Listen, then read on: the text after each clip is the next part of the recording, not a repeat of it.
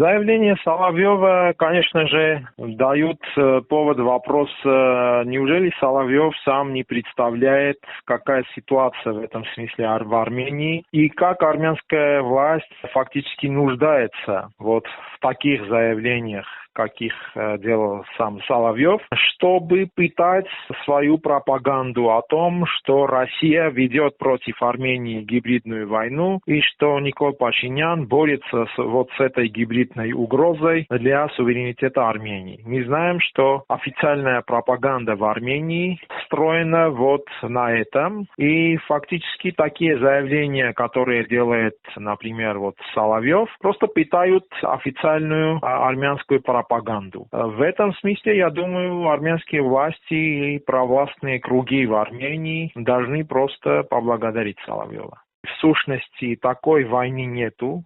Конечно, могут быть в России некие круги, которые будут заинтересованы в смене власти Армении, имеют свои бизнес-интересы в Армении. Такие круги были всегда, были и во время Роберта Кочаряна, и во время Сержа Саркисяна. То есть этот отрезок вопроса был всегда. Но не всегда в Армении манипулировали на эту тему и строили государственную пропаганду. Почему сейчас манипулируют на эту тему? Потому что власть, которая фактически проиграла войну и потеряла Нагорный Карабах, потеряла Арцах, просто пытается представить электорату хоть какое-то достижение. И пытаются создать вот это достижение. В том смысле, что вот они борются за независимость и суверенитет Армении и борются в этом смысле российской гибридной угрозой. Они вот пытаются создать эту угрозу, но на самом деле мы видим, что в официальном смысле Никол Пашинян довольно-таки тесно работает с властью России и никаких заявлений об этих угрозах не делает,